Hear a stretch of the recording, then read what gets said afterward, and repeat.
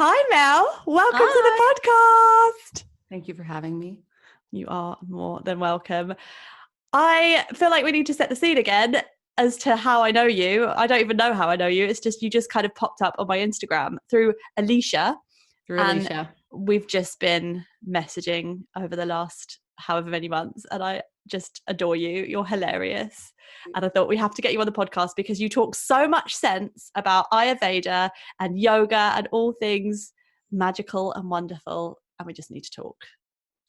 Yes. And I'm so glad to be here. And yes, I feel like from the moment that we interacted on the gram, we were like, I don't know, soulmates or something from across the world for sure. Totally. And you really are across the world. You're in India at the moment, aren't you? Yes, I am.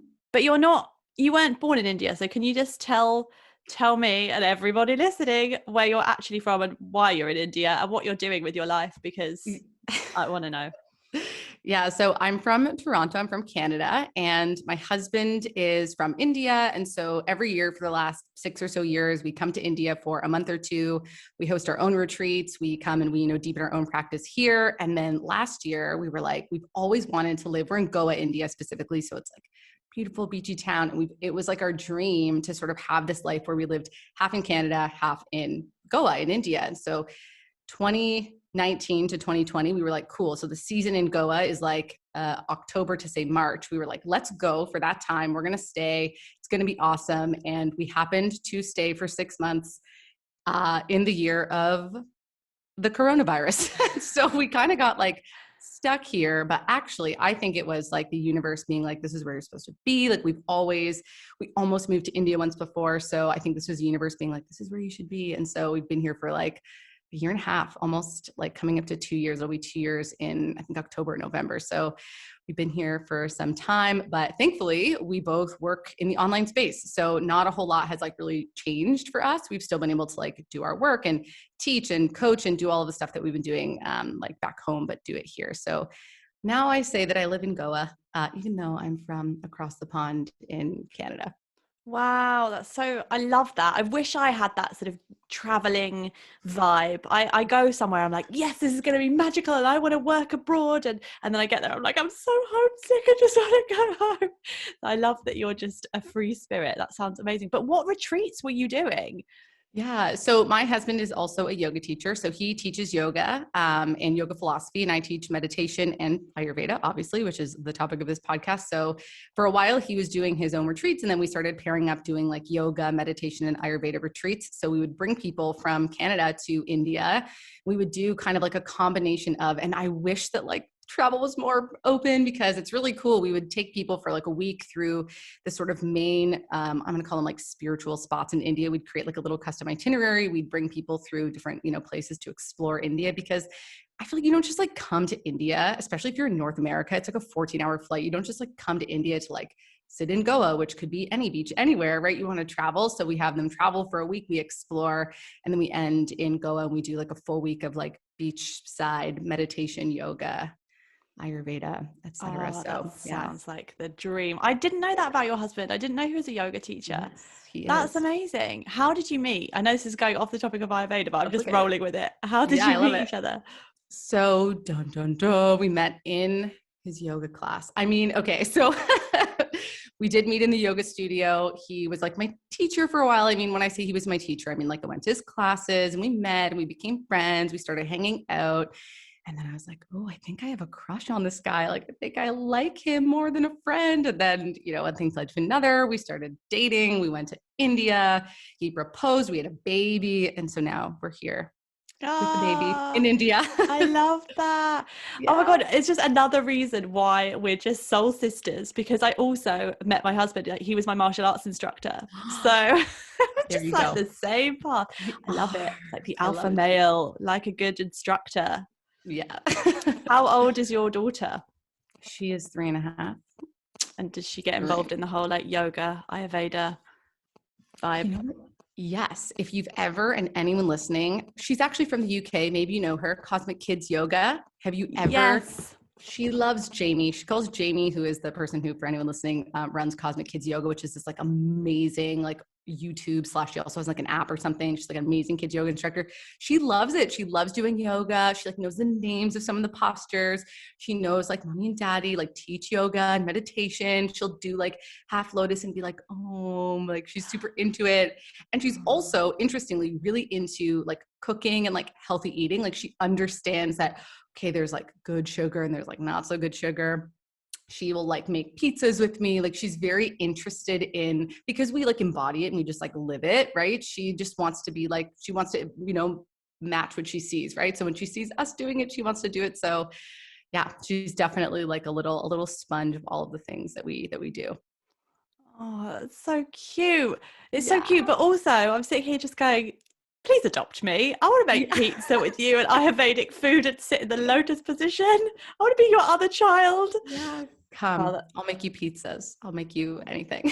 Dream Ayurvedic pizza. But now talking about Ayurveda, this is like the whole reason why I had to talk to you, because there is so much wisdom in Ayurveda and ancient teachings. I think it's incredible. I definitely pull on parts of it from, you know, my knowledge and what I teach people, just certain little bits, but I don't know as obviously as much as you do. You are queen of Ayurveda. So for those people that are listening and they're like, what? What? Can you just explain what Ayurveda is and just walk us through everything you'd like to tell us about Ayurveda? Yes, I'll walk you through all the things, and then at any point interrupt me and like ask questions, because as you know, for those people who are watching, we are both manifesting generators, and I feel like we're like, ooh, like we both also have Vata brain. We'll talk about Vata. So I feel like we could go on tangents. So rein me in / ask any questions that you have as I keep going. Because Hold on. How am I meant to rein you in? If I'm the one that's like, I'm the same as you, I could talk. We really need like a third party here. We do. I'm going to embody being reined in. I'm just going to invoke that energy right now and be reined in my discussion. Okay. So Ayurveda. Yes, it is definitely broad. There's so much to talk about, but I guess I can start with like, what is Ayurveda? It's like a word that maybe people have heard of. If you're like a yoga teacher, or even probably in your nutrition studies, like you probably heard it. I know lots of holistic, you know, nutrition schools, they have like a module on Ayurveda. So you kind of get like the foundation of it. But for anyone listening, Ayurveda is the ancient Indian system of medicine that originated in India over 5,000 years ago. It's actually the oldest, most continually practiced system of medicine in the world. And the word Ayurveda, so Ayurveda is a Sanskrit word. And when we like dissect what a Sanskrit word means, we kind of break it up into its sort of like parts. So the word Ayur or Ayus means life or longevity, and Veda means the knowledge or the wisdom of. And so Ayurveda is the knowledge and the wisdom of life and longevity, and something that I like to kind of add into it, because Ayurveda is so much about understanding yourself and like what you're made of and your constitution and your dosha. So I also like to think it's kind of like the science and the wisdom of you and your life and like what you're made of and how those energies and elements interact with the world around you and how that impacts, you know, say the foods that you should eat or the practices that you do or whatever else it is, right? Like in Ayurveda, we look not just at food. Food is a huge, huge part of it, but we also look at like, what is your lifestyle like? Like, what's your routine, right? Do you have a routine? Are you kind of all over the place? We look at, are you meditating? And what kind of meditation are you doing? What kind of breath practices are you doing, right? I see people, oh man, I did a podcast on this a little while ago. Like people are doing some crazy breath stuff. And a lot of people don't understand that there is no one size fits all. So a big thing in Ayurveda is there is no one size fits all. We're all unique and individual. And we have this language. Ayurveda gives us this language to understand our unique individuality.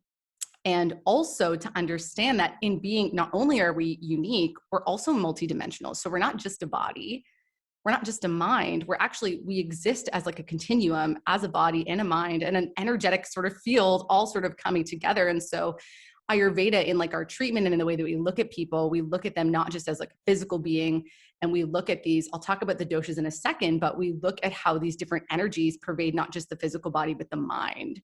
Because what I see with a lot of people, I work with people who have stress, who have anxiety, who have overwhelm, which we can call a Vata imbalance. We could talk about that in a bit, but what we see is not only like the anxiety, the stress, and this like chaos in the mind, we see it in the body. So it's like bloating, it's like overwhelm, whatever. And that is very much because of these like underlying sort of energies that are existing within like the body and the mind as well. So I don't know if that gives like a high level overview of Ayurveda, but I think that might be like a good foundational place for people to kind of start and wrap their head around like what it is and how it sort of, plays out. I didn't know it was so old, the system. Yeah. And it's just beautiful how you word that. And there are different doshas, right? So there are different, I guess, how do you explain it? So there are our constitutions. We're all made up of different constitutions. We all have a different constitution. And with Ayurveda, it falls into 3 kind of main constitutions, right? Could you talk a bit about that rather than me try and go, it's this, this. Can you just, you tell us? Tell everyone. Yes. So even breaking it down even more, like, I guess, simply, Ayurveda says that we are all made up of the 5 elements. So Ayurveda acknowledges 5 elements. We've got ether or space, air, fire, water, and earth. So I like to think of it, I thought of it the other day. I felt like this is a genius analogy. I love analogies. It's like, imagine that we're all like a baked good and we're all made up of the same ingredients, but we're made up of them in different quantities, right? So for example, maybe like a cookie and a cake have like the same ingredients, but we can see that the way that they manifest is a little bit different depending on how much like water they have. A cake has a bit more water, whereas like a cookie has like very little, right? So that's the way I like to think of it. We're all made up of these 5 elements. And like specifically when I work with people, I find it's easier to distill things down to the elements, though the doshas are really helpful as well. So the doshas are actually, we can think of them as, the doshas are like these archetypes. They're actually technically these bioenergetic forces that exist within the body that are associated with the elements. So there are 3, like you said. We have vata, which is associated with the air and ether elements. So it's like the windy dosha. We have Pitta dosha, which is associated with the fire and the sort of water, but more like oily. So it's like fire and oil. And then we've got Kapha, which is more earth and water elements. And so these doshas, the word dosha actually means that which spoils. So we can think of these, if we can think that like we're made up of these different ingredients, right? Or we're made up of all of the same ingredients in different quantities. Our dosha or our constitution is the bioenergetic force that's going to be responsible for our disease tendencies. So, and that could be in the body or the mind. So I like to think in like analogies and like make things really like, I don't know, this is how my brain works. So I like to think in metaphors and analogies. So if I said to you, and it's so simple, this is the thing too, like, I think that Ayurveda can be really complex and confusing, but it can also be so intuitive and like just, whoa, makes so much sense. So for example, if we think that the primary element associated with Vata is the wind, and I asked you like to describe a windy person, like someone who has a lot of wind in them, like what would you think that would look like? Are you actually asking me personally? Yeah. Yes, I am. This is a quiz now. Well, just like cold and just like all over the place. I know you're getting to me. I'm like, what am I? Because I know I'm totally this dosha. Yeah. Just a bit anxious. And also I know it's to do with like actual wind, so a bit like gassy, right? Mm-hmm. Did I get it right? You totally got it right. You nailed it. So it's like if we, so it's like if we can identify that, like say Vata is the wind, and we know intuitively what would the wind do to someone. The wind in this, I like to think of it too as like a disempowered expression and an empowered expression. So when the wind is like out of control and in a disempowered state, it's going to like mess you up. You're going to feel like you're in a tornado. You're going to feel overwhelmed, anxious in the mind, over like air in the body, gas, bloating, discomfort. It also gets into say like the bones. It can dry up the bones. It can dry up the tissues. It can deplete the immune system, right? That's how wind would be. But in a good, like, it's not that the doshas are all bad, because there's a very beautiful and empowered way that we can look at the wind. It's this beautiful, it's like the winds of change. So Vata people, so I like to think of it too as like your superpower. Your superpower is probably that you're super creative. Like you can go with the flow. Your mind can like be all windy and flowy like that. You're able to be super creative and super like flow. For example, we didn't plan this conversation. You're like, but you're able to flow with it because you're Vata and you have that superpower. A Pitta type person, we'll talk about that next, probably wouldn't, because they're a little bit more like type A, like kind of thing. So Pitta dosha is associated with the fire element. So if I asked you again, another quiz time. I'm ready. Yeah. If I said someone's really fiery, like what would that invoke for you? Like, oh, this person's fiery. Like what qualities in the body and the mind would that sort of like invoke for you? Very like angry, driven, sort of like go-getter. I know you mentioned type A, but I'm going to steal that for my answer. Yeah, exactly. It's like, so in the mind, you're totally nailing it. It's like that fire. So, okay, I'll talk about it just in general. So it'll be like, yeah, this fire, this anger, this heat, this like, like irritability, right? And in the body, the fire is like inflammation. So they might suffer with chronic inflammation, maybe redness of the skin. They might feel really hot. For example, I am actually someone who's Pitta Prakriti. I'm actually currently sweating a lot right now because our AC is not working. So I'm like super hot, but I'm keeping it together. It's actually grounding the Vata in me that like wants to go all over the place. But they might be prone to like acne or different sort of like redness of the skin type things. And so in a disempowered state, if we've got too much of that fire, it's like, oh damn, exactly like you said, super like aggressive, super like determined, like this idea of burning out. Those type A people who are super goal oriented, super driven, like that's not a bad thing. But if it's too much, you're going to burn yourself out. You're going to burn yourself out in like the pursuit of like your goals and nonstop. And that flame is going to take you over and like swallow you up. Right. So that can be the sort of like disempowered side, but in its empowered expression, the flame is expression. It's illuminating. It lights up the room. It's so bright and it's so powerful that its, light and its expression and the way that it shines can light other things up, right? So it has this ability to like express and share and shine. And so people who are Pitta have this natural, like ability to express themselves and to lead themselves and to be this like solid, sturdy flame. But it's just like they need to be mindful that, you are this constitution and you will tend toward, this is a big principle in Ayurveda, is that like attracts like and opposites balance. So Pitta people, same with, if we go through all the doshas, it's like your nature, that fiery nature, it wants more of that. So us, if we're ever in a Vata space, we like the chaos a little, we kind of go toward the chaos, right? And people in that Pitta nature, they love and they kind of seek that like intensity. So they just need to be, I think when we become mindful and aware of these things and like we become mindful of this in our nature, we can then make decisions and choices and live either in alignment and in a way that's going to be balancing for our dosha, or we cannot be aware of it and we're going to burn out all the time and be like, oh my God, like what's going on? What's happening? So yeah, so I think that being sort of like aware of it is really, really helpful. And then we have Kapha Dosha, which is associated with the earth and the water. So if I said to you, someone's really earthy, like what would that look like for you? Well, see, I always think of like Mother Nature, but just that sort of that mother, that earth mother, just say the same words. This is a hard one, actually. I think this is the one that I've looked into least, but maybe more grounded or just slower in energy. Like, you tell me. You're nailing it. You're nailing it.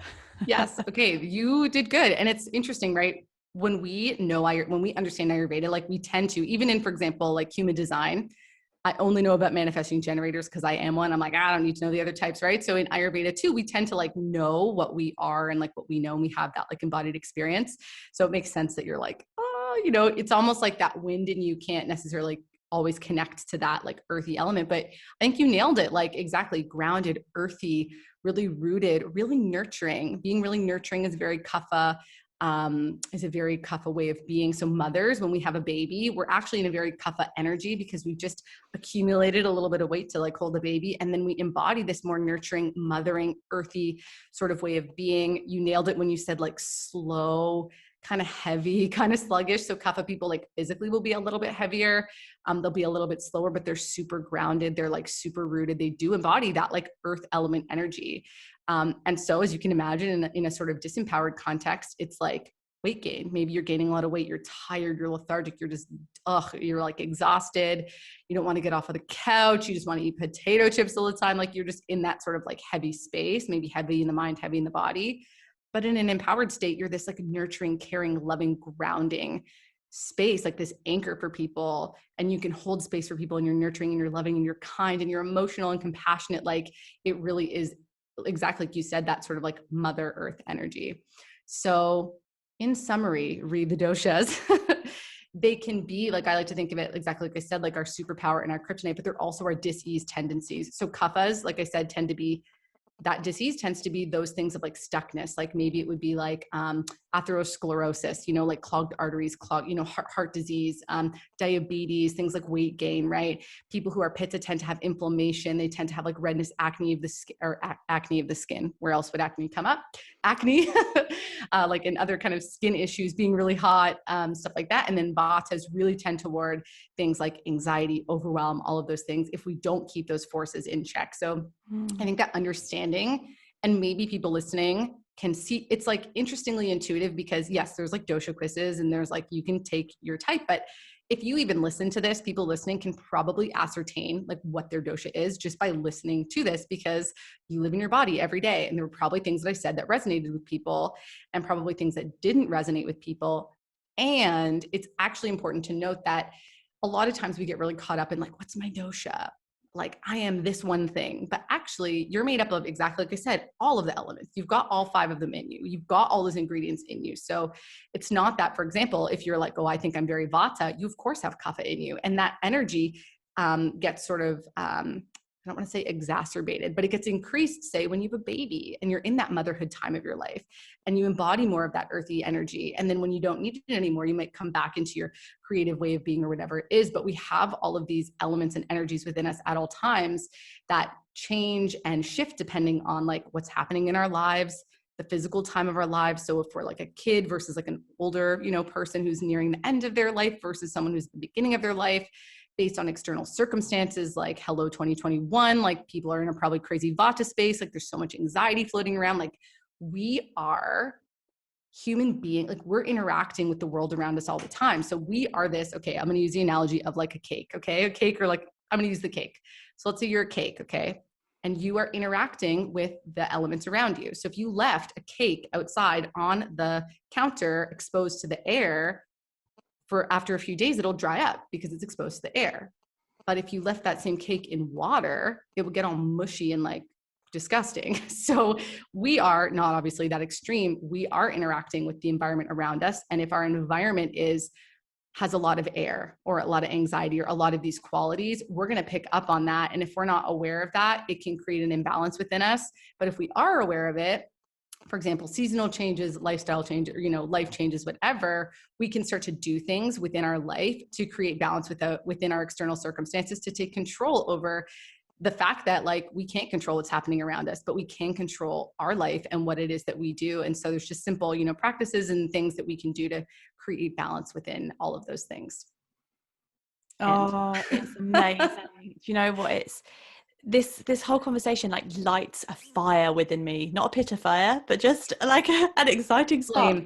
It makes so much sense. It makes so much sense. And this is where I've really felt torn a lot of the time, and I'll be open and honest, because I have really kind of trained, actually before I got into nutrition, I trained in macrobiotics, which is almost similar in the sense that it's sort of more, was it Japanese, Chinese medicine? I think, yeah, and it was all about the yin and the yang, so the energetic properties, and it's sort of quite similar looking at constitutions, although I think there's only 2.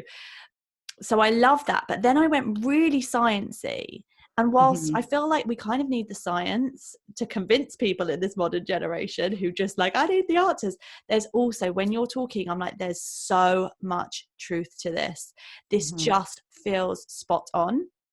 So how do we, and I want to come back a bit more to the doshas and like the sort of certain foods, but how do we use, or maybe we need to do this first, how do we bring Ayurveda into the modern world? Because I remember I said to you, with, where do I go with this? Because I feel like we're going to need to cover the food bits. I went to see an Ayurvedic guy long before you, otherwise I totally would have come to see you first. Yeah. And he was sort of told me, I've got a very big vata imbalance, and it's to focus more on sweet foods and more on like the oily, sweet foods. And he was telling me to eat dates. And yet in my head, I'm going, this is going to skew my blood sugar levels. And that I've spoke to you about this, and you've helped me to bring this back into balance a little bit by sort of, in fact, scrap this. Can you just tell me the different types of, there's my vata going. Can you tell me the different types of foods then? Or the different types of tastes? Because then you can come back and answer this question that are associated with each dosha. Okay. I love this. How do I want in my brain to structure this? Okay. I'm going to start with, so this is I'm going to share with everyone the secret sauce of Ayurveda. I truly feel that this is the most powerful principle. If we can understand this principle, we are just going to like own life and master it. So Ayurveda rests on this principle of like attracts like and opposites balance.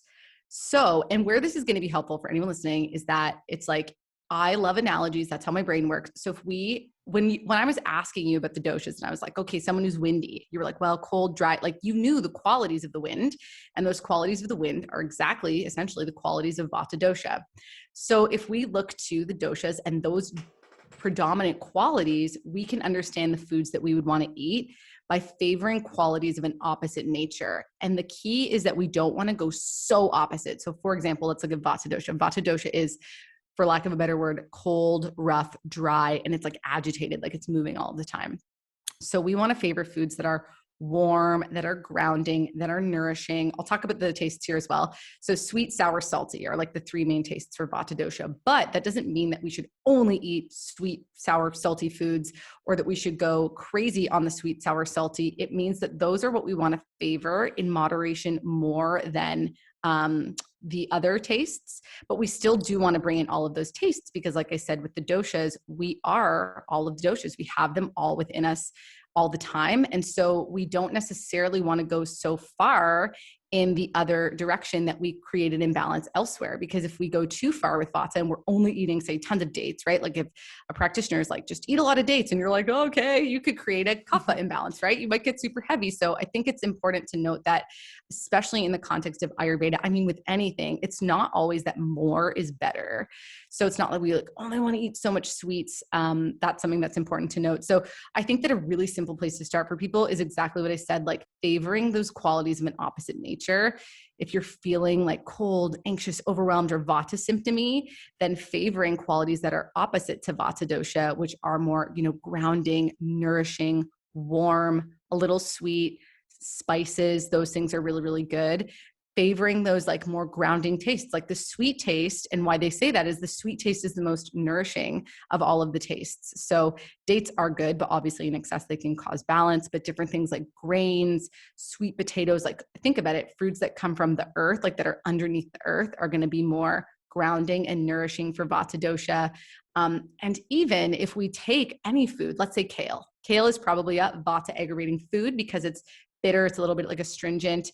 But if we cook it and it's warm when we cook it and we've got oil on it and we put a little bit of salt and a little bit of like lemon, all of a sudden it's actually taken on the qualities that would be really helpful for someone who's Vata dosha. So I think the other thing too, that I'll say before I move on to the other doshas is sometimes some practitioners can be very like, well, this is what you have to do. Like you have to only eat X, Y, and Z. And I think that in this world, we need to be mindful of moderation. We need to be mindful. Like if you're, for example, if you're working with a client, you need to be like, okay, what is this person actually going to do?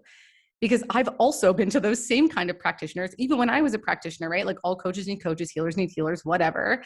And it's easier when you have someone who's like a bird's eye view on you, right? So they can, I've got my own biases or whatever. And they were like, don't eat almonds, don't eat this, don't eat this. And I was like, but I'm vegan. Like, how will I have milk if I can't eat almonds, So anyways, I think that it's all about like moderation as well. So if you are a Vata person and you want to eat something that might be Vata aggravating, like say cold ice cream or whatever thing, we can totally do that in moderation. And we can understand, again, using those principles and like tracks like opposites balance, whatever, to just do things that would be a little bit more balancing, or to do it every now and then. It's not that we should like never have those things. And unfortunately, some people are very all or nothing, like in their approach and the way that they share with their clients or their students or whatever. So I think that can be a little bit sort of, problematic. And I think something we were actually talking about when we had this conversation was, especially when you were talking about things like, I forget the words you used, but like, I don't know, nightshades or certain diets like paleo or whatever. Like there are certain foods from a scientific perspective, from like a, modern nutrition scientific perspective that don't work for people. Like Ayurveda is not doesn't subscribe to like, oh, everyone has to be gluten-free. But I know for me, I recommend that most of my clients are gluten-free, that they remove gluten for like a period of time, because we do know that based on science, it is inflammatory. So I think that if we can marry the simple principles of Ayurveda with the, proven science of, the modern world, and we can bridge that gap and we can bring them together, I found that that is really effective, because the science does show us things like if we can track inflammation in a person, then we should eat in that way, and we can just invite in those principles, right? So I think that's what I have to say about Vata Dosha. Did I miss anything? Do you have any questions? I feel like I rambled on, so I don't know if that was... that's good. I mean, I'm kind of taking that from that as well, that we kind of need to just team up together and heal the world. Between the science, the Ayurveda, we could just sort everything. Did you miss anything with the Vata? No. So it's just like, so just to sort of recap, Vata is generally the imbalances of cold, like if you're feeling sort of like that coldness, that wind, that that airy fairy, a bit chaotic, overwhelmed, anxious. And to help bring that back into balance, we need more grounding, slightly sweeter foods, but not to go so heavy on it where you're eating loads and loads of dates all day, because that will push you into like a Kapha imbalance. Yes. Okay. And then we've got Pitta, right, which is more fiery. And what are the sorts of tastes that can set that a bit off balance as well? So Pitta, okay, so actually I'll go over the 6 tastes, and then so each dosha has 3 like thumbs up tastes, 3 tastes we want to favor, and then 3 tastes we want to like minimize. So the 6 tastes are sweet, sour, salty, pungent, bitter, and astringent. Can I just interrupt? What is astringent? And I feel like I should know this, but I have read this so many times and I'm like, what is astringent? What is that taste? Astringent. That's a really good question. I want to say, so like kale, it's a little bit, I feel like bitter, but it's more like, it's a taste that's a little bit reducing. So kale would be astringent. And now I'm also like struggling to like name vegetables that are astringent. I feel like bitter and astringent usually go together a little bit as well. Kale is like, for some reason, the only one that's popping up in my mind. But okay, for example, I think apples have a little bit of astringent. You know what I mean? Apples are sweet, but they've got that. It's like that sort of. Yeah, that face. It's like, it's got this like, there's almost like a drying quality to it. You know what I mean? Where you eat an apple, it's like juicy, but there's also this little bit of a thing to it. So does that make sense? I hope everyone listening, that makes sense. And if people can't see the face, it's a crucial part to see the face. So if everyone just makes the face with your mouth, that would be, that's the taste of astringent. Luckily this is going to be released on YouTube as well. So oh my God, you'll be able to see the face properly. Amazing. People need to definitely, if they're listening on the podcast, like on the actual just listens, on the listens, what people are listening on the listens, you got to listen on the C's. Okay. What is happening? I do.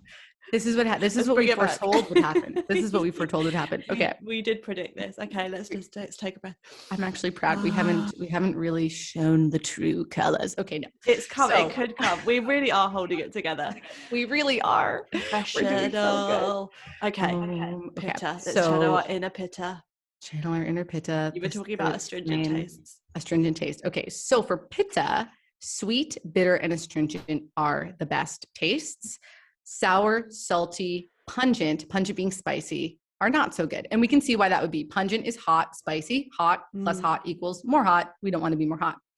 So essentially what we want to think of for Pitta, I like to make it as like simple as possible. We want to cool things down. So if we have a big flame, and that doesn't mean we want to put the flame out, it means we want to just be mindful that we're not like stoking the flame so much that it creates like a big hot mess, literally hot mess in the world. So we want to favor things that are cooling. We want to favor things that are sweet, but again, not going like too crazy on the sweet side. The thing with Pittas is, so the concept of digestion in Ayurveda is called Agni. Agni is the digestive fire. Pitta people are the lucky people who have really strong Agni or digestive system. These people truly can eat kind of, I don't want to say kind of anything, but they can get away with like the most. So the rules for Pitta people, I generally say, are just keep things cool, keep it cool, and make sure that we are, that we're not favoring things that are super hot. The sweet taste is really good. The bitter and astringent are really good to just make sure that we're not accumulating too much, again, to cool things down and to reduce things a little. So from an Ayurvedic lens, Ayurveda says that Agni, so our digestive system, is the root of all health. So if we have a good digestive system, we're going to be able to digest and assimilate and eliminate anything that we take in. So that's like the first thing Ayurveda works on. Pitta people are blessed with a naturally fantastic Agni or digestive fire, like from birth. So so I'll even go back to Vata Dosha. Vata people tend to have like an all over the place. Like, so if people are like, how do I know if my Vata is out of balance? If you are like pooping super irregularly, like you don't go for a few days and you're like constipated, but then you're like pooping like a bunch of times in a day and it's just like all over the place. That's very Vata on this one side. Kapha, slow, sluggish. You're not pooping that often, like pretty consistently. Pittas are like fantastic. But if Pitta people, if you notice that you're consistently pooping like 4 or 5 times a day, people are like, I pooed so many times. Yes. Like I'm eliminating. I'm like, no, you should poo like 2 times, like just get it out and done. You don't want to be like pooing all the time, you know? Anyways, that's another thing. But so with Pitta people, we really want to focus on like the cooling and the sweet. The sweet taste is actually also kind of cooling, and it's actually kind of like rejuvenating and like nourishing, which is really helpful for Pittas. So for them, I feel like it's a little bit more, I don't want to say like eat whatever you want, but I like to, especially like when I work with people, I like to give them the sort of like basics of nutrition, which is like, have your carbs, have your fat, have your protein, have your greens. Like that's just the basics, you know. People think it's like this complicated thing. Ayurveda is like eat real food. And I feel like what you share is what like, I say. Yeah, the same. Yeah. So it's like, if you're just eating real food, you're going to do well. And the cool thing that I actually see with people, so like phase 1, even for people I work with, like I think that sometimes too, people are like, get so caught up and I have to eat so Ayurvedically, you know, especially for a Pitta person, it's quite nuanced actually. And over time, I think that when people start to become mindful of their nutrition and they get that first layer, like most people are not eating real food. Like most people I feel are eating like processed things, overly whatever, like things they're eating out, like they're not making their own food. So phase 1 is like, eat real food. Pitta people can honestly, if you're just eating any type of real food, you're probably good. And then once you've got that in check, then you can start to refine a little and be like, okay, so what's aggravating my Pitta? Like, how do I now, if I have spicy food, because it's hot AF here. Okay. As I told you, I'm sweating. It's like 40 degrees outside. Trigger warning to anyone who's in like a not so great climate. I'm sorry guys. I'm sorry. Triggered me. Sorry guys. Sorry. It's really hot. So if I have something hot, I feel it in my body. I feel irritated. I feel heartburn. Like I can feel it almost instantly. Whereas maybe a few years ago, I wouldn't. So Pitta people, I would say, can be a bit more liberal. And then as they go, they can kind of be a little bit more like, okay, intelligent and conscious about, okay, I'm Pitta. Let me notice how this spice works for me or doesn't work for me, and then kind of refine there. So some cooling foods, just for example, are things like coconut yogurt. You can do like a dairy-free yogurt. Coconut yogurt's like a double whammy because it's coconut and yogurt. So it's like super cooling. Things like coriander, fennel is quite cooling. Cardamom is really cooling.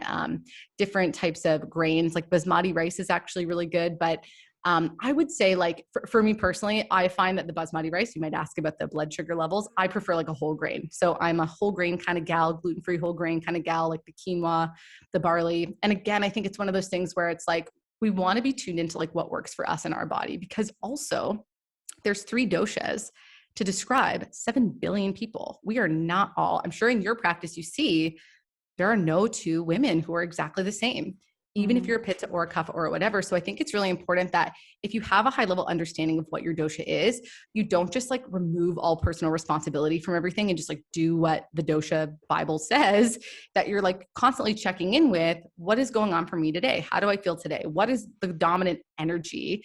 What is the dominant element that's showing up for me today? And that you live in alignment with that, because there are some days I feel anxious AF and I need to be like, okay, I need to calm that vata. And there are some days I feel super kapha and I need to like get it up a bit. There are some days I'm like sweating AF and I need to cool it down a bit, right? So I think that's something else to note, is like to be constantly tuned into. When we understand this language and we start to practice it and embody it like daily, we start to be more attuned with, okay, like what do I need today? Because who I am today is not who I was yesterday or a year ago or whatever. I am interacting today as a unique person with the elements and energies and attributes around me. New things are happening. We're getting like annoying news, or this, you know, thing happened. We need to be like mindful of that and like adjust our nutrition in that way. So that's just like another note as well, is these are like principles that we can then apply to our unique and individual situation. So if we always go back to like attracts like, opposites balance, just get clear, like what is showing up for me today? What energies, what elements, what attributes? And if we can get clear on that, then we can start to be like, okay, I can just do the opposite of that. I can just kind of embody those opposite qualities. So that is Pitta dosha. Did I ramble? Do you have questions? No questions. That was perfect. Amazing.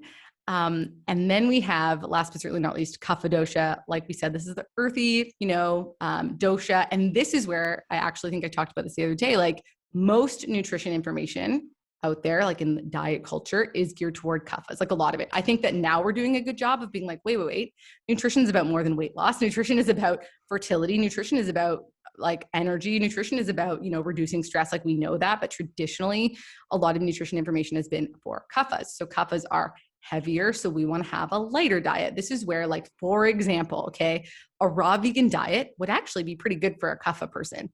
For a vata person, Hell no. Okay. Cold, raw, rough, dry. No, bad idea. If you are a Vata, and interestingly, Vatas will want this, like the skinny Vata yogis who are like, I'm a raw vegan. It's like, if you are experiencing anxiety, constipation, like gas and bloating, like that is because you should not be eating a raw vegan diet. But for it's Kapha hard, people, isn't it? Because I felt like I did that a few years ago before I sort of, well, a good few years ago now, I was a raw vegan and I am very Vata. And it was just, it made so much sense to me. I'm like, yeah, raw food from the earth, this makes sense. And yet I felt like death and I was gassy and I'm like, how many nuts do you want me to eat? I can't deal with any more of, and the crackers, like the nut seed crackers. And then I went to, I took out my husband actually to like, I was like, let's go to this raw vegan place. They do burgers. And he was like pumped. And then they're like the dry nut sprouted seed burgers. It nearly cost us our relationship. Yeah. But I'm going off on a tangent. That was my turn to go off on a tangent. But no, that raw vegan stuff is not for everyone. Sorry, please continue. I think that's it's such a great anecdote, because I think that so many people get their information from Instagram or YouTube or these videos, and it's not wrong. Like, it's not that exactly like you said, it's not that raw vegan is bad for everyone. It's just, you want to be clear on like, how is that interacting with me? Exactly. As a Vata person, you're going to feel bloated, gassy, etc. Whereas like, again, someone who's Kapha, who's got a little bit more heaviness in them, they can do a raw vegan diet. But I would even say that for like a long-term sustainable thing, it might not work, but maybe for some people it does. Like, again, we're all so different. So it's like, we just don't want to always be looking outside of ourselves and like relying on, these Instagram posts and, oh, so-and-so got this great result with this thing. It's like, well, you're unique. Like, you need to understand you and how it's going to work for you, because it's going to be different from like anyone else. Right. So for Kapha people, it could be really good. They want to focus on more light things. So like the traditional like diet information of like reducing and like, eating salads and eating things that are a little bit lighter in nature is a great thing for Kaphas, because they are a little bit heavier. So sadly, I'm actually, my constitution, I'll talk about this right now very quickly, because I feel like we may be getting out our time, but in Ayurveda, there's this concept of your prakriti. So your dosha that you're born with, this is your natural constitution. You came to this earth from the heavens above, and you were given these ingredients, like, the ingredients of you. That's your prakriti. But then, as I said, we're interacting with the world around us, and then that shapes our current state of balance or imbalance, which is known as vrikriti. So I forget why I was going on about this, but yes. Okay. So we just want to be mindful of our current state of being and how that is going to depend on what it is that we eat. So for example, I'm a Pitta Kapha, but I tend to a Vata imbalance because anxiety, I've had concussions, nervous system stuff, etc. So even though I'm like a Pitta Kapha, I tend toward a Vata imbalance. So this might be getting confusing. So I think I'm going to rein it in here, but I think it's important that we're very mindful that we have a constitution that is what it is, but that we can tend toward an imbalance that's not necessarily our constitution. So anyways, coming back to this, I feel like that was me going on a tangent, and I'm just going to rein it into this, because I think that this is where Ayurveda gets confusing and where it can be really overwhelming for people to be like, wait, what's my prakriti and my vikriti and constitution in this? So I'm going to like actually shelve that for now. And we'll just stay with the kapha. But when I found out that I was had a lot of kapha in me, sadly, the three tastes that we want to minimize are sweet, sour, and salty, which I actually think are the most delicious tastes. Like sweet is so yummy and like sour, salty. So we want to minimize those, and we want to favor pungent, bitter, and astringent. So we want to favor things that are if kapha is heavy and it's kind of stuck, we want to get things moving a little. And so spices actually are amazing for kapha. Hot spices. Think about if you heat up anything, coconut oil, whatever, it melts it, right? It makes it move more. The heat boils the water, right? So if we can put heat in kapha, that's a really good thing. It's going to get kapha moving. So we can do that with spices. We can also do that with favoring warmth in food as well. So same as vata, we want to favor a bit of warmth. And then favor those light foods like bitter, astringent, and pungent, like I said, which is a little bit hotter in nature. And again, kapha people can do better with things that are a bit raw. But again, if we come back to Agni, this might get a little confusing again, but I'm going to go there. Their Agni is heavy, dull. It's not like a bright, strong flame. It's like it's a bit of a struggling flame. So even though Kapha is like strong, their Agni might not be strong. So it's very hard for some people as well. Even if you're not Vata, if your digestive system isn't strong enough, you're not going to digest the nutrients in a raw vegan diet. And a huge reason too why people are like raw vegan, even in Ayurveda, we talk about prana, we talk about the life force of food. So food is, from Ayurvedic perspective, food is consciousness. Food is, God, Brahman is what they say in Ayurveda and yoga. Food is the life force. It's the thing that builds us up. It actually like becomes our physical body, which is pretty crazy. And so the idea in Ayurveda and yoga is we want to cultivate more of that life force, but we need to be mindful. Can we digest and assimilate that life force? If your digestive system isn't strong enough and you're eating this raw food, even though it's maybe abundant in like prana and life force because it's not cooked and it's not touched, that doesn't necessarily mean we're going to digest it. So it can be because it's cold, because you have to chew it 87 million times as you're eating it, we might not be digesting it right properly. And so that's where kaphas can struggle with the raw food. So they just want to be a little bit careful with that. So yeah, I think that's what I have to say about that. Depends. So the Ayurvedic answer for everything is it depends. So I would say first and foremost, if digestion is off, probably similarly to, because I also work with I call it like an East meets West model.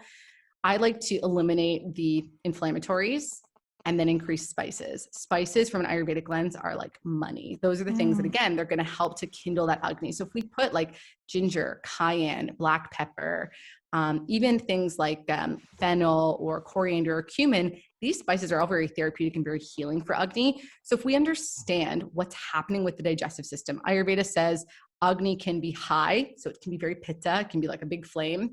It can be like a low flame, like in Kapha Dosha. It can be like a hot mess all over the place flame, like in the context of Vata, or it could be neutral. Most people don't have like a neutral balanced Agni. So if we understand like the state of the Agni, then it becomes very simple. Well, what do we need to do? Do we need to improve the flame? Do we need to calm the flame? Or do we need to like get that flame shit together and like bring it back into balance? And then depending on that, it would sort of depend like what we would do. But I would say roughly like really get it together, start eating real food, right? So, and even I would offer one of the most powerful things people can do is be consistent with your food, right? Like your body, like imagine if you had a cat, okay? Your cat knows it's going to eat at like X time, or dog or whatever animal.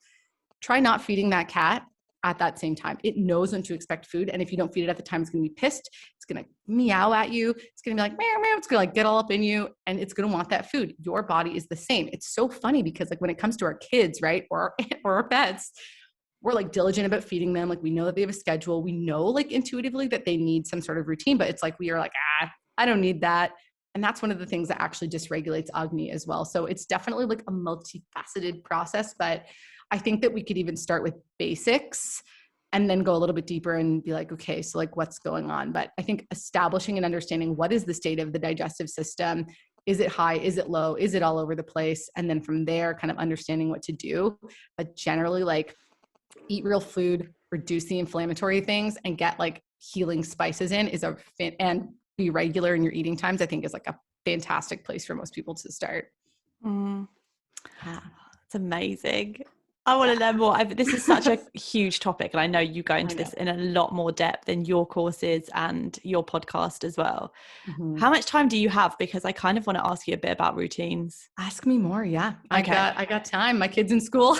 Amazing. Well, that's also, I saw on your Instagram the other day, I love your Instagram. You make me laugh so much, but yet you're so knowledgeable about this. You talk about an Ayurvedic routine buffet, which I love. Because for me, and I always get into this. This is just a completely selfish podcast, if I'm totally honest. I just want to know, just tell me everything. I was so big on routines. Before I had a child, I would get up in the morning and like I'd read a lot of these wellness books. So like you get up, you meditate, you do yoga, and that sounds magical, right? And then you have a really nourishing breakfast. Fabulous. And then you have a child and all that goes out the window. But also women that are just working or they've got meetings or they're just really busy. How do you structure that kind of routine when you're sort of almost forced out of a routine?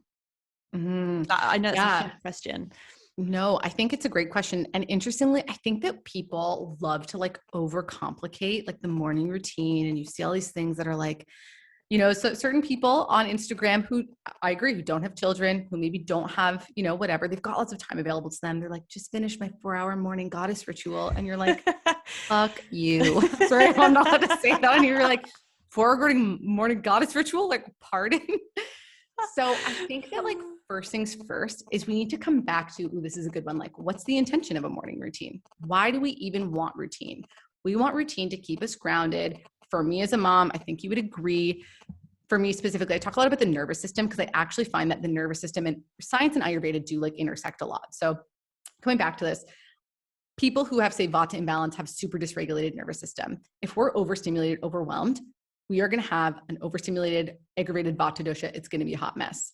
So while I think that, so the purpose of a morning routine, in my also humble opinion, especially if you're a mom, is to ground you so that when your child wakes up, you've got it together enough to be able to like handle it. And I think that, like I was saying before, we almost need to like redefine and understand like what is that intention and not have these like crazy expectations for like what a morning routine is. It doesn't have to be 2 hours or 1 hour or even 30 minutes. It could be 10 minutes. I have found that the most important thing that I do, it's not a crazy intense routine. It's literally like simple, practices that I do every day consistently without fail, whether I have 10 minutes or an hour or 2 hours sometimes. And I'll be honest with you, like I wake up crazy early now because I like to have more time without my daughter in the morning so that I can be like, getting it together for when she wakes up. But I think that, yeah, this ideal that you need to have this crazy morning routine, that there's these like specific things that you have to do. Like if you read these journals, it's like 9 essential morning routine habits. And you're like, all 9, I have to do all 9. And like, even traditional Ayurveda would say you should meditate 30 minutes a day in the morning and the evening. Traditional Ayurveda says that meditation sessions should also, like if you're going really deep, they could be even 45 minutes and include this, this, and this. And then you have to do your yoga and then you have to do this thing. And you're like journaling and you're like, like there's all these, you feel like there's, especially if you're in a Vata space and we're anxious and we're overwhelmed and we're overstimulated, we feel like there's so many things to do. The thought of creating a morning routine can feel so anxious and overwhelming. So where I like to think of it as a buffet is like, if you go to a buffet, like you don't have to eat everything at the buffet, like no one's like, don't eat you? it all. Yeah. You have to taste everything, no? That is true. Sorry, I'm ruining your analogy. Sorry, no, go on. I know it's true. You know what? That's actually a great analogy. Like maybe you do want to taste everything. Maybe I think that it's the same way that food is so unique to the individual. So is a morning routine. So it's like, you want to like feel into, what do I need? What do I need in the morning to feel good? Do I need 20 minutes? Does 20 minutes feel like it's enough? And what are the things that I'm doing in those 20 minutes? Like, what are the things that I'm going to take from the buffet that are going to be helpful? Maybe you try around, right? Maybe you try some of the things on the buffet and you're like, this one's really good. I think I'm going to keep this. And maybe you try one and you're like, not going back for that one. That was not my cup of tea, right? So I think it's so individual. And like, I used to see people who are like, I do 30 minutes of like streaming journaling in the morning. Like that does not work for me. Like I like to write out a few affirmations and like, I'm done, and then I go on to things that work for me. And so Ayurveda has some different suggestions on things that like you could do in the morning that would be helpful. Some people like to do them all. Some people like to do 2 or 3. Like I always say, pick, like 1 to 3 things. And before you want to just like do all the things, do 1 or 2 consistently. Do that consistently for a week. Start small and don't give yourself this like enormous task of like creating this like magnificent morning routine, especially if you're a mom in a friggin' pandemic, like who's also working and like doing all these things. Like, no, like that is unreasonable. And like, anyways, I think there's a lot of like self-care stress for some people where we feel, we're moms, we're trying to do all the things. And so, yeah, I think that just getting back into, okay, hey, how much time do I have in the morning? And what do I need to do to like create 20 minutes in the morning for me to do this routine? Like for me, for a long time, almost all of last year, I was getting up with my daughter. And let me tell you, it was so overwhelming. Like I was just so irritated all the time. Like I couldn't. And then I had to say, listen to my husband, Vikram.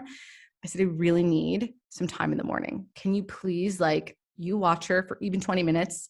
Like, I need my time. And we had to have this like tough conversation because I was really struggling. And so, I mean, I want to acknowledge too, like some people don't have like a partner to rely on, or they maybe don't have that available to them. So I think it's about really self-sourcing too, and being creative with like, what is available to me? Like, what is possible for me? Can I wake up Like I wake up, like I said, at like 5 a.m. so that I can have some time to like down regulate. So yeah, I think I feel like I've kind of gone all over the place here, but I think the overarching message is like, figure out what feels like it could work for you. Figure out what you want to do. What are the things on the buffet that you enjoy doing, and play around with it. Like it doesn't have to look the same. My morning routine evolves depending on the day and what I want to do. There's like some consistent things that I do, but sometimes it shifts and it changes, and like I'm okay with that. So yeah, I would say to figure out what like is possible for you, how much time you have. Do you have to have a tough conversation with your partner? Do you have to ask for help? This is something we as moms struggle with, like, you know. And just, I can tell you that in the last like 3 months, my mental health, my anxiety, everything, literally from getting more grounded in my routine has like flourished, simply because I asked for help and I got some support in the morning, and can now have a grounded nervous system going into the day because I did some simple things, and they aren't complicated. Like I literally do like brush my teeth, scrape my tongue, have hot water. Maybe I can go into this in a little bit more detail, but I do like a few simple things. And I'm like, I'm good to go. And I'm good to like handle the day and handle the 84 million questions my daughter wants to ask me as soon as she wakes up in the morning. So, oh my gosh, we're so similar. And like, it is that asking for help sometimes that is just, I'm actually writing a pregnancy nutrition course and like postpartum at the moment. And that is one thing that I am going to push, because there's this weird thing that we feel that we don't want to ask for help, or but we also, I don't think we realize that we need help necessarily, because it's like, it's not that big a deal. Like I religiously get up every single morning with my son, every single morning at like between 5 and 6 a.m. Like I'm the one, because I'm like, no, you've gone to bed. Like I say to my husband, you've gone to bed late, like I'll go to bed earlier, you're probably more tired than I am. Like I'm also a morning person, so I can get up quicker, whereas he doesn't. So I'm like, okay, it's all right, I'm up. But actually to just be able to say, no, you know what, I know that this will serve me if I just reach out and just actually give myself some time. Oh, you're so wise. You're so wise. What, so you were mentioning that you do some tongue scraping. Yes. Do you want to go into that a bit more? Or there were 3 things you mentioned and you're like, maybe I'll go into that a bit more. I don't know whether that was just tongue scraping or you want to talk about the hot water more. I'm not sure which one. Yeah. Okay. I'll totally share so yes, I'll share like the key things that I do, and then some of like the add-on things that are helpful, and maybe why they're important, just to give people like context if they're thinking like, because too, you read these articles and you're like, but what are the most important bang for my buck things I could do in the morning, right? Like, so I also think a really interesting thing that's helpful, it's like a bonus tip, is like if you can wake up at the same time daily-ish, I think that's really helpful to create routine and consistency. For example, you probably find your son wakes up at the same time every day.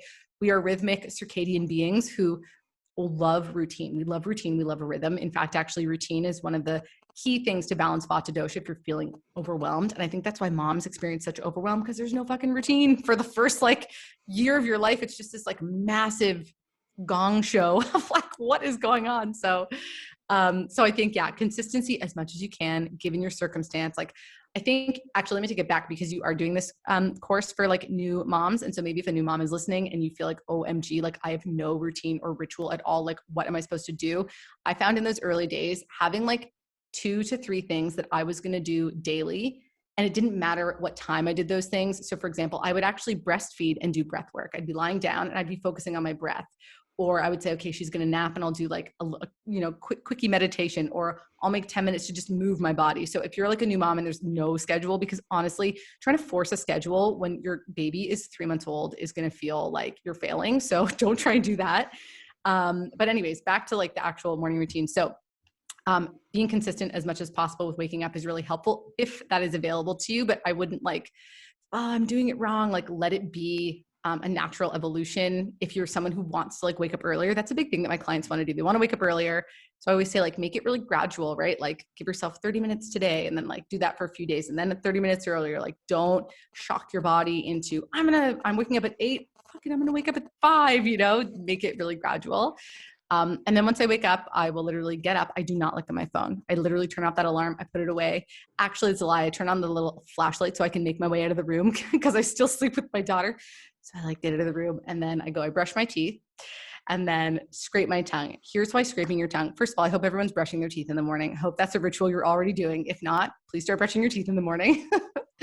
But scraping the tongue, this is really important. This is something I was not doing until I learned about Ayurveda. But in the evening or through the night, our body, we have ama. Ama is toxic buildup. So in the morning, if you look at your tongue, it'll be probably like a little bit white. There might be some stuff on it. That's your ama. That's your toxins that are trying to get out of your body in the morning. So if we don't scrape our tongue and then we go and we eat stuff, we actually re-ingest that ama. We re-ingest those toxins. We don't want to do that. We don't want to re-ingest toxins. That just sounds gross to anyone who's listening. So if we scrape the tongue, you can get a tongue scraper on Amazon.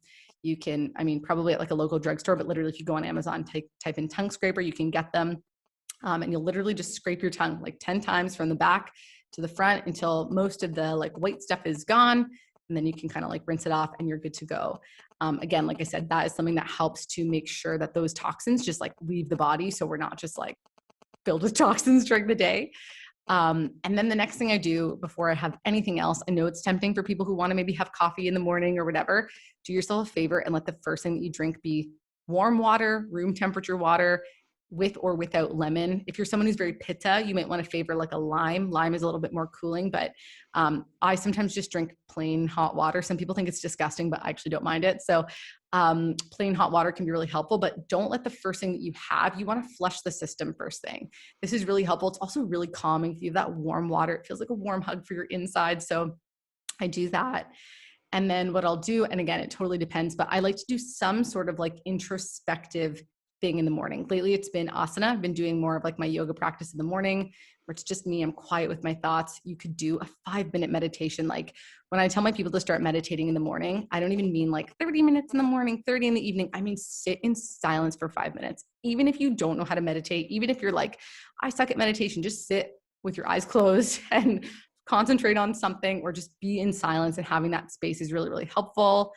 And then, I usually do my yoga practice. And then what I'll do, some people love journaling. I like to just write out my affirmations or my goals really quick, like 3 to 5 minutes. I find in the morning, I can't just like write my goal, like these big elaborate things. So I just like to do that. And then I would say those are like the sort of big ones. You could also do like a breath practice is really helpful. Again, if your nervous system is really all over the place, starting simply, again, I talked about my like beef with like the breath work industry and these like crazy breath practices, but even just like matching your inhalations with your exhalations, doing some sort of regulating practice can be really helpful.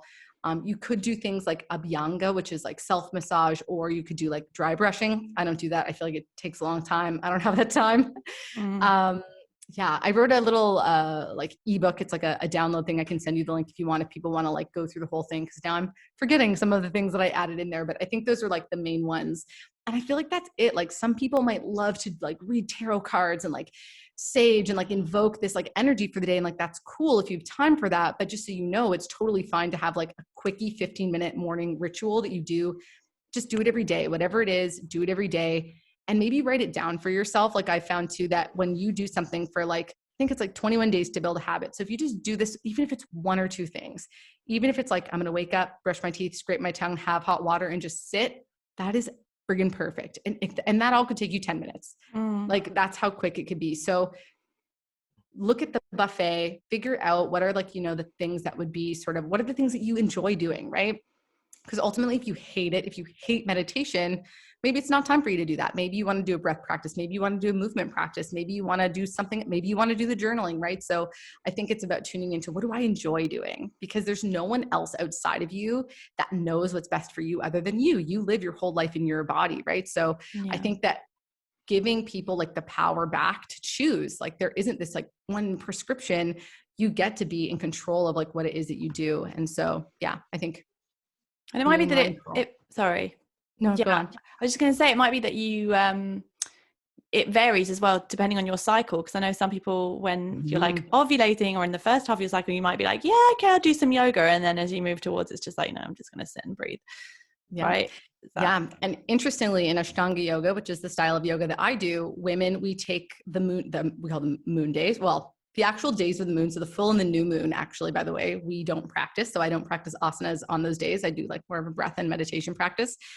And I like to do the full duration of my cycle, which is like 4 to 5 days. I don't practice asana, exactly like you said. I do like a more seated practice. And the cool thing is, because I know that you work so much with like cycle syncing and like all of that, and kind of like aligning women with their cycle, is like, yeah, it would be really cool to see how you shift your morning routine practices and how you might do the same. This is the thing that I say to people as well. It's like, even in the context of, say, a yoga, like a physical yoga practice, you might do. So in Ashtanga, we do the same thing every day, which kind of seems boring, but it's really interesting because I get to see how when I'm closer to my period, I feel slower. Like I go slower through the postures. I take it easy. I'm like, I'm not trying that hard in this, like I'm not putting pressure on myself.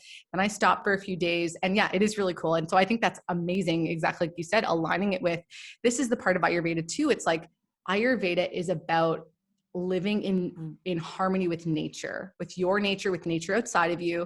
And our nature as women is that we have this monthly cycle. And so aligning our lives with that cycle is a huge part of Ayurveda.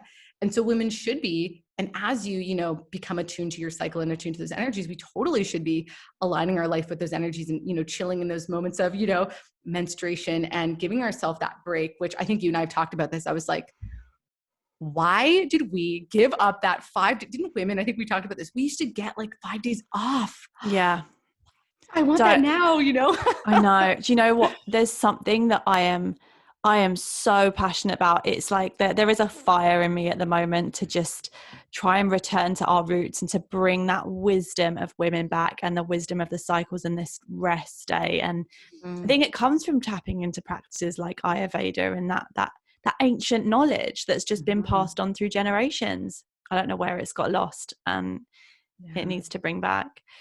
So you're when you sort of do seated practice with yoga, because I've heard this before. Someone mentioned like you shouldn't really do inversions on your period or before your period because of the flow. Is that right?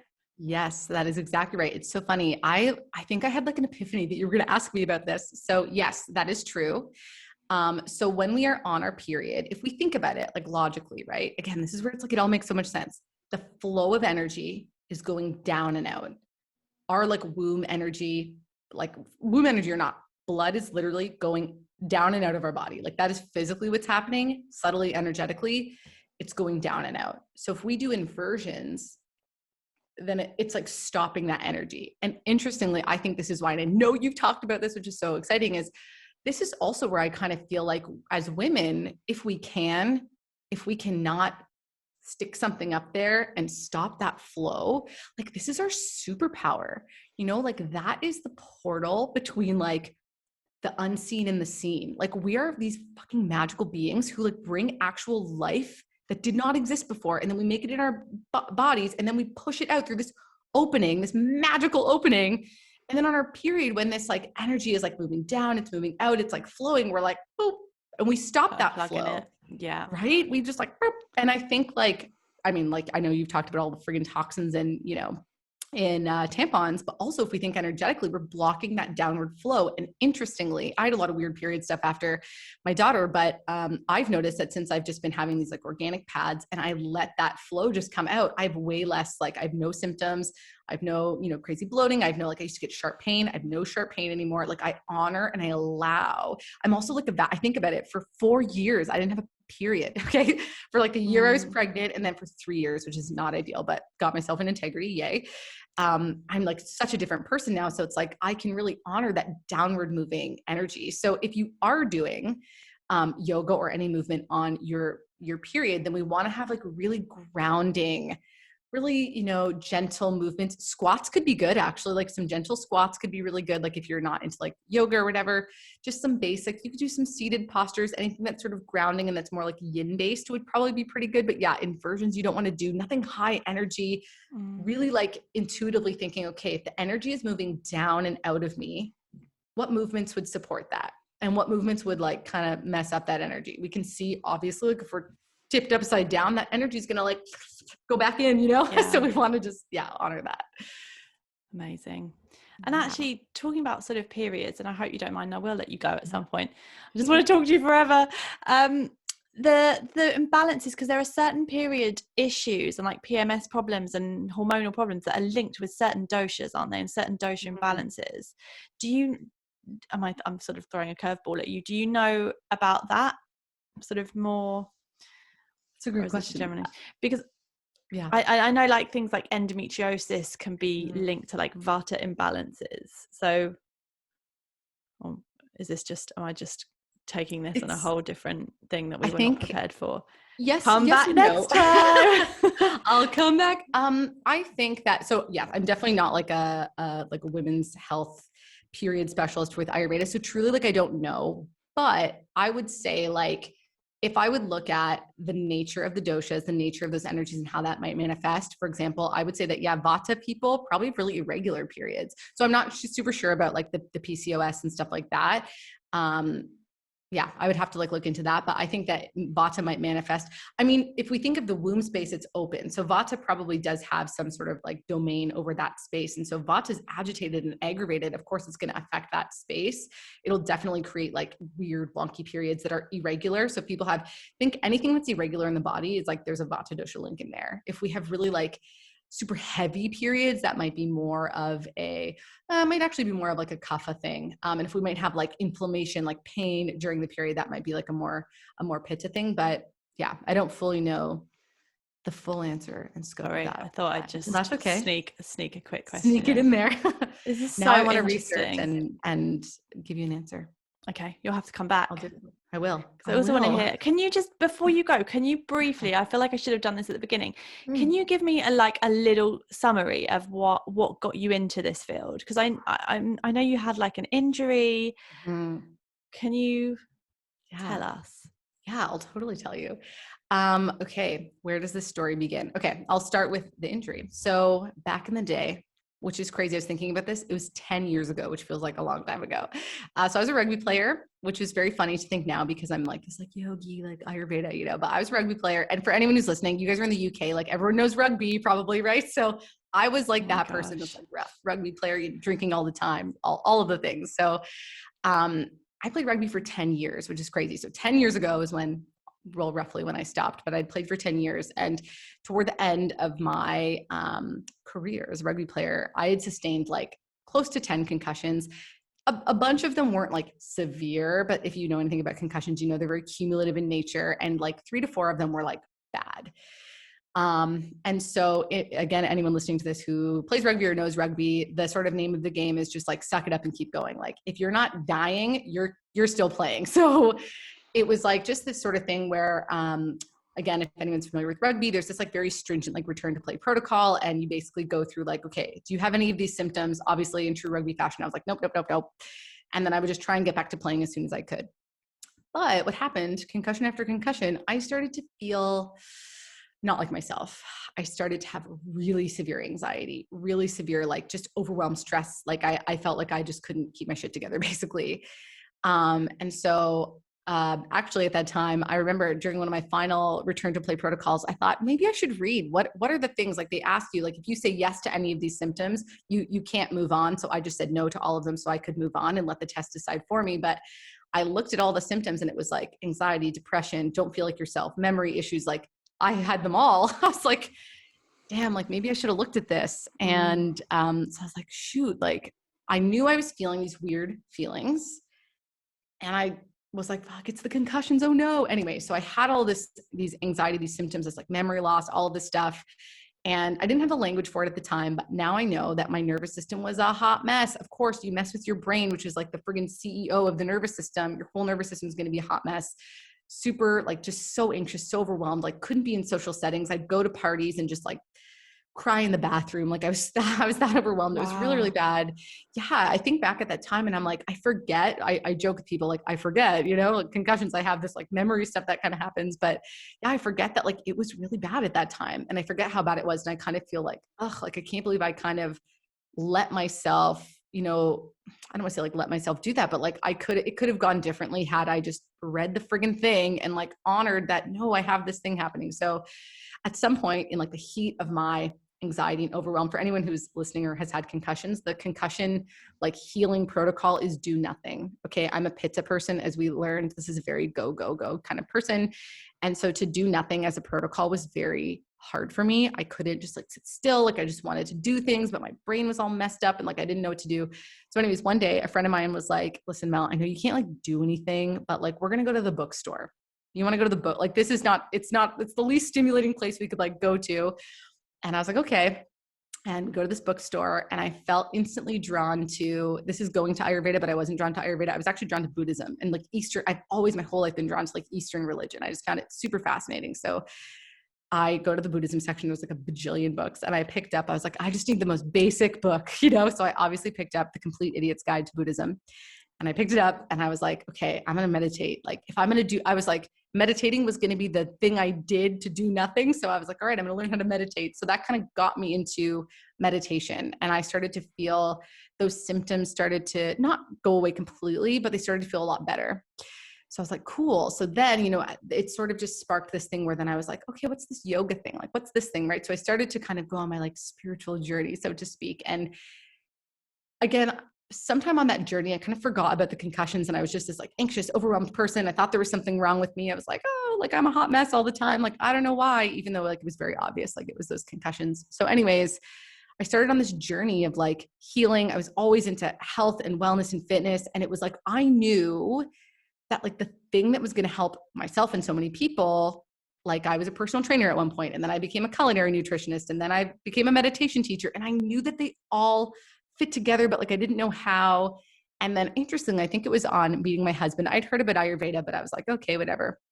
My husband had studied some Ayurveda as well.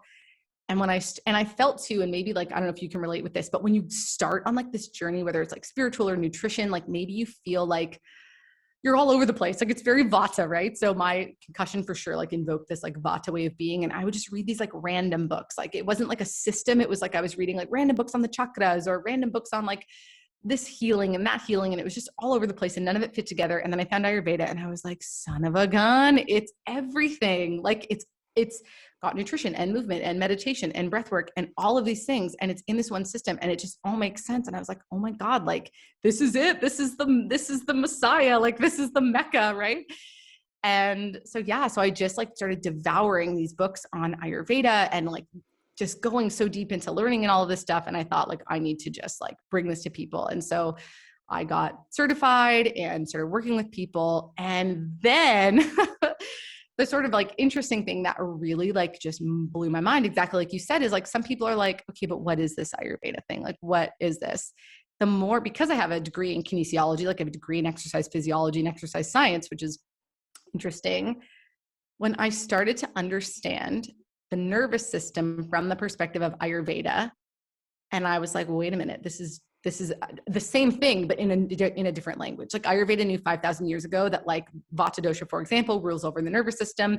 It just had this totally different language of describing exactly what science is showing. And I was like, oh my God, like this is me. Like this is why, like, it just felt like a really, exactly like you said, like, it feels like this really, like, oh, this makes so much sense. It just resonated with my brain in a different way. And then when I matched it with like the science I had learned, I was like, oh my God, this is it. This is the mothership. So yeah, so that's my sort of story in a nutshell. And now I'm just like obsessed with sort of like, whenever I read something new Ayurvedically, I'll be like, where's the science around this? And always there's something that kind of like bridges the two together, which I think is just super cool. So yeah, so that's my story into Ayurveda and beyond. It's amazing. I could honestly listen to you talk all friggin' day. I love that, from yoga, from rugby to yoga, and just like that healing. It's amazing the journeys that we take and those moments that just are completely pivotal. Yeah. Yeah. And it's interesting too, that I find it's always like those moments where you're like, fuck, you know, this like kind of, I was reading the book Think and Grow Rich by Napoleon Hill. And he always says that, maybe I should read the exact thing, but he says that every adversity has an equal opportunity. And I was like, ooh, that's so good. And it's so true. It's like this thing that I thought was this like adversity, like, oh my God, like I can't function as a human being, has actually become this beautiful opportunity to like learn Ayurveda and in sort of, I don't even want to say like heal myself, because I do think it's a practice, it's an ongoing journey, but like in doing that work for myself, I'm like, well, what gets to be possible for like these other people, right? Who have been through something similar, or who themselves have just this like Vata imbalance or whatever it is. Like I kind of learned how to, I don't want to say heal from the root, but I learned how to get to that like root of it, which Ayurvedically would be Vata dosha. And when I learned how to sort of calm that energy, you know, everything else kind of fell into place. So then it's like, if I can do that for me, like I can do that for other people too. Right. And yeah, it's pretty cool the effect it has on people. I love how healers have to go through their own healing journey first. It's like what pivots everything. I think I've said this on another podcast. I feel like anyone that's in this healing space has gone through their own kind of journey first. Yeah. That we learn so much from. This has been amazing talking to you, and you are going to have to come back because there are so many things. If there was one thing, and you had to pick one thing that you could do, get ready, for your health and well-being, or for anyone could do for their health and well-being, what would it be? This is such a tough one for a manifesting generator / Vata person. Yeah, I would never. One thing. Okay, the one thing. Okay. I don't know if this is the one thing, but it's going to kind of be the one thing. I think the one thing above anything else, I believe that self-awareness is the ticket to freedom. Because this language, it's the language of you. When I say things, you're like, yeah, that, we know what we need intuitively. I think the big issue is actually we're disconnected. We don't know who we are, what we're feeling inside. So if everyone could just do the work of tuning into themselves, going inward, whether that looks like meditation or whatever, cultivating more self-awareness in our food, cultivating more self-awareness in our daily routines, cultivating more self-awareness, like, what do I want, right? How do I want my day to look, right? As mothers, what do I want? What do I need in the morning to feel good? How does doing X, Y, and Z make me feel? That the root of all of that is self-awareness.